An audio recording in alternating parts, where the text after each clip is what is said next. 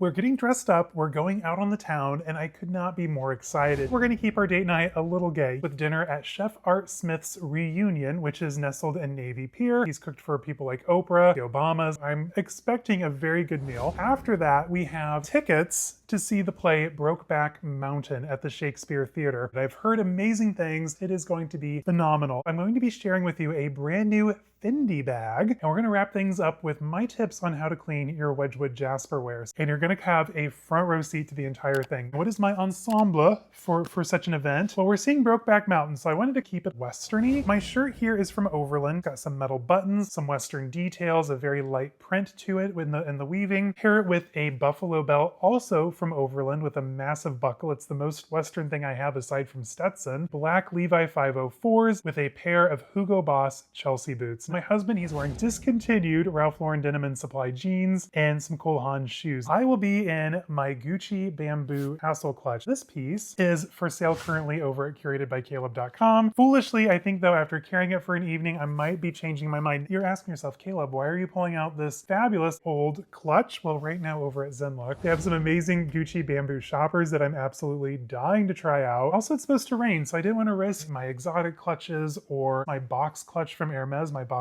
Rio. So we're gonna go old school. I haven't carried this in years, so I'm super excited. And the card holder tonight is also incredibly special. I will be carrying this original piece from Gems by Jenny. Now, she graciously sent this to me along with a few pieces for Zane. So on here we have genuine lizard at the bottom, followed by ostrich, python, and then smooth ostrich in the background. And then the back of the card holder, this is where it gets exciting. So this is from the shaft of an old cowboy boot. I mean, just look at that stitching. This piece is phenomenal. It was so generous of her to send this to me. I'll have her Instagram link down below. This is definitely the vibe for a little Brokeback Mountain. Am I wrong or am I right? I know I'm right. Now, if you're in the mood for a little date night here in fabulous Chicago, a little Fendi, a little bit of Wedgwood, trust me, this vlog will have it all. You are in luck. It's gonna be a good one.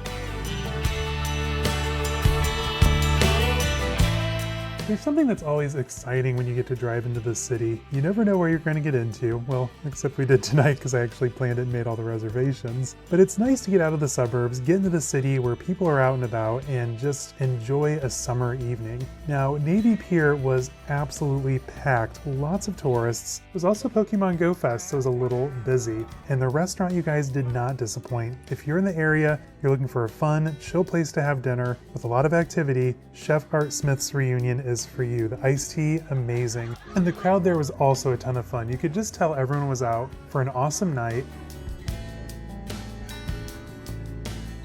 We got front row seats to a wedding, Zane's Louis Vuitton, and now it's time for some food. I ended up with the BLT. They were out of the steak, unfortunately. And Zane here had the most delicious fried chicken sandwich with Parmesan chips. Spoiler alert, they weren't very Parmesan-y.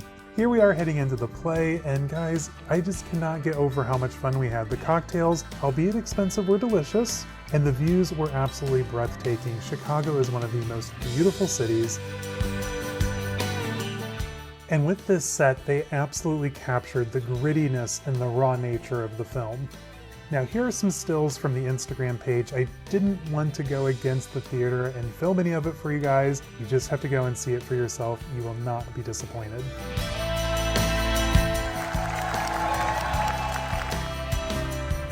And just like that, the night was done, and we drove back to the suburbs.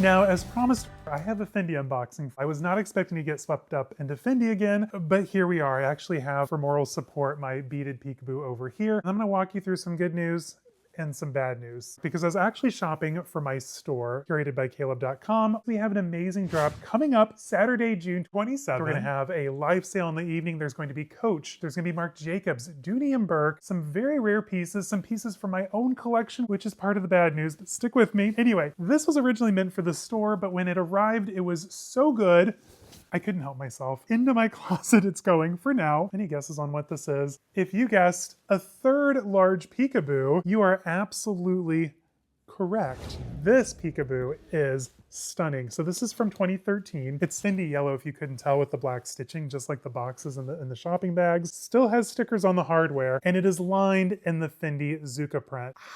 Of course, it came with the strap, which you all know I will absolutely never use. It's going to sit in my strap drawer. I was not expecting to add another Peekaboo to my collection in the year of 2026. We love a nice surprise handbag. This was meant for the store. Curated by caleb.com, drop coming June 27th. The Either or Be Square. It's going to be right here on YouTube. It was meant for the store, and I was actually in talks with other folks to buy my current Peekaboo collection. I have this absolute stunning piece of Fendi history. I mean, look, those are all individual beads.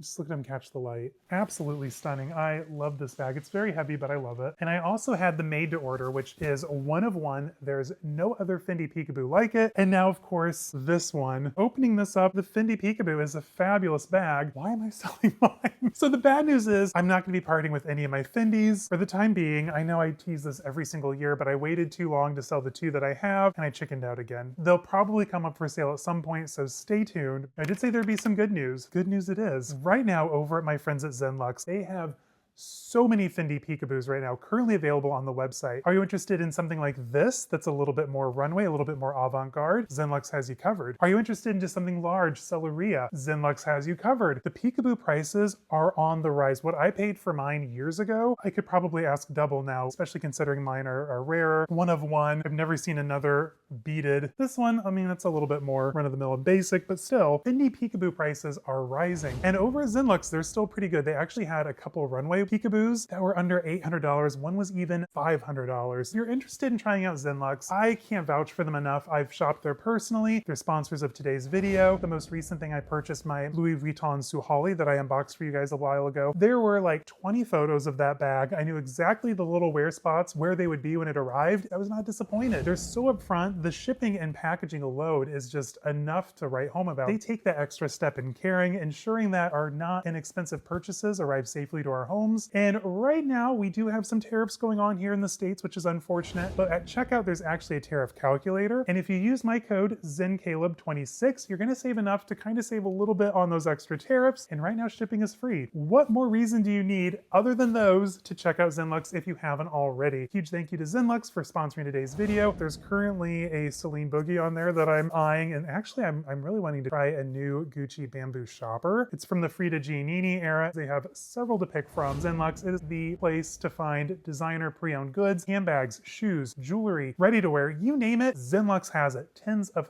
thousands of items, and they're all authentic. I am excited to welcome home a new Fendi Peekaboo to my collection. I mean, this yellow. Hello, yellow is the vibe for 2026. We're thinking cheerful, we're thinking positive. Sorry to disappoint, my Peekaboos aren't for sale, but check out Zenlux for some amazing options. You won't regret it. It's been almost a week since we went and saw Brokeback Mountain. I kind of wanted to sit with the performance. That was our first show ever at the Chicago Shakespeare Theatre. I had no idea that that was tucked away on Navy Pier. The hustle and bustle of all the tourists. But once you get back to the back of the pier and you're near the theater, it was very relaxed, casual, very chill. It was so fun walking into the theater and seeing everybody else excited for the performance. A lot of folks were trying to do their best Western wear like I did. There were a few Hermès scarves, a couple twillies, and 55cm bandanas walking around. Felt so out of place without mine. I kind of spoiled it for myself a little bit because I did see on TikTok folks applauding the encore and everything. So I kind of had a feel for what the set looked like, but it didn't prepare me to see it in person. It served multiple purposes. It was the houses, it was the office for the boys going up into the mountain. Off to the left, they had a campfire moment with plants and everything. In the back, there's almost like a prairie or a valley behind everything. It was so phenomenally laid out and done. It took me by surprise because in the set,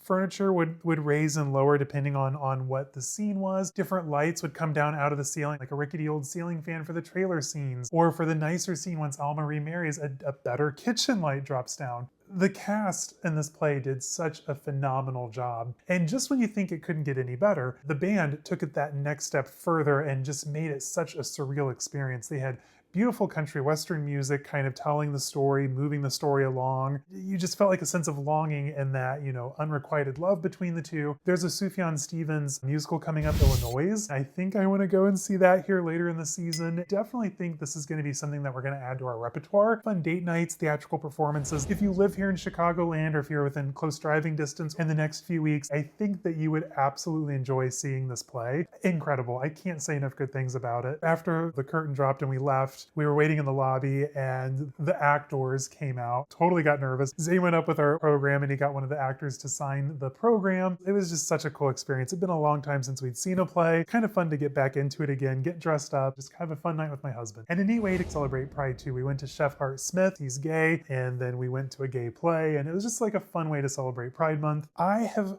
recently thrifted some new Jasperware Wedgwood pieces. I'm going to share with you guys my way of whitening up the little relief on these pieces. Jasperware, it's been around for well over 200 years. Josiah Wedgwood started Wedgwood. This is the lilac colorway, the most common that you see, the blue and white, but I also have black and terracotta. I have a lot of really exceptional pieces of Wedgwood in my collection. And when I found these, this is a little salt cellar. This is for the bicentennial in 1995.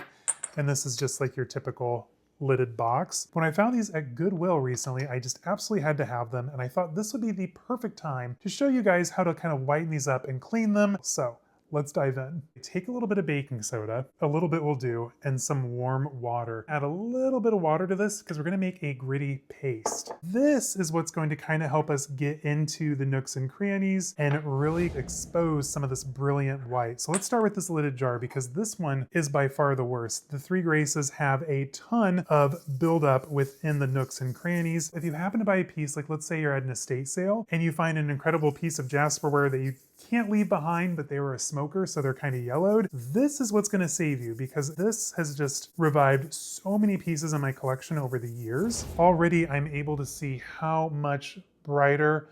We've got all the little dirt out in between the Three Graces. I probably added a little bit too much water, but it's still gonna have the same effect. Get a little bit here on your brush and just kind of work it into all of the grooves. Now with these pieces, it's interesting how they're made. There's an old advert on YouTube from like the 50s in black and white from when they were making these in the factories, because these were mass produced. They're not exceptionally rare by any means. These pieces aren't. But these were made, first of all, they fired the vessels themselves, and then they added these from like little sheets. Kind of like a baking sheet almost for Madeleines, but except for it would have like, you know, different neoclassical motifs, and then they would just lay it on. It's the most fascinating thing to watch, and I will have it linked down below. Now, normally, I would do this at the sink for the sake of the camera. Here we are doing this at the island. I'm getting it everywhere, but that's all right. I'm just excited to have these cleaned up and ready to display. I haven't really decided where these are gonna go. I have a lot of Jasperware throughout in our library on my desk behind me over here. You've probably seen the terracotta and black urn that I have and the Egyptian vase. That was a very exciting piece to find. A lot of the blue and white, it just kind of sits around the home. It's just cute. You can put little things in it, notes, stamps, things like that. Maybe I could even do like a small little bunch of flowers in this one. You just kind of have to let your imagination run wild. I do have, and I'll link it down below for you, a really cool book, Living with Wedgwood. And it just shows how different collectors accessorize their homes and just kind of utilize Wedgwood in their everyday settings. It's just a kind of a neat way to help inspire you on how to decorate and place Wedgwood throughout your home, how to kind of like make sure you're using it in your everyday life. Because listen, I think that a lot of these things, especially for our parents' generation and their parents, I'm a millennial by the way, but a lot of this stuff was just, you know, the good china. It probably sat in the curio cabinet in the dining room, and these pieces never really saw a lot of use. Personally, they're not that precious. They don't really hold much value for the more common pieces. Just use them, you know, set them throughout your home. I will say, if you happen to use like something like this as like a flower vase, some of the moisture can kind of pull through. So maybe place this on like a nice little tea saucer or something like that to kind of help save the wood on your table. But otherwise, guys, just use this stuff. It's so fun and chic and classic. This is really coming out nice. I'm gonna take a moment. Let me finish up the lid on this bicentennial box, and then let me clean these up a little bit more off camera, and I will show you how beautiful these turned out because I can already tell These are gonna be night and day. These turned out absolutely beautiful. Now, granted, I was very lucky this time. These weren't the worst that I've ever brought home. I have brought home some very gnarly Wedgwood, and I got it gleaming and bright looking. It can easily be done, so stop leaving, you know, like the rougher pieces of Wedgwood Jasperware laying around. Get them out, use them, clean them up, use this method because, guys, showroom perfect. I cannot wait to display these in our home. If you're interested in more things like this, like, you know, caring for your Wedgwood or the proper way to shine your silver, polish your silver, how to take care of your crystal, china, all these different like housekeeping things, let me know because I think it'd be a lot of fun to do like a housekeeping primer episode. So if you have any questions or ideas, put those down in the comments for me so I can read them. This was such a fun episode, guys. I can't believe how these turned out. We had a fun date night. I showed you my latest Peekaboo obsession. Just another great weekend in the books. So until next time, guys, stay safe, have fun. I will see you all in the next one, which is going to be a good one because we're going to the Grays Lake Vintage Market in the next episode. I will see you there. And if you enjoyed this episode and you're interested in adding a large Peekaboo to your collection, check out this video here. I'll have it linked down in the description. This review you won't want to miss.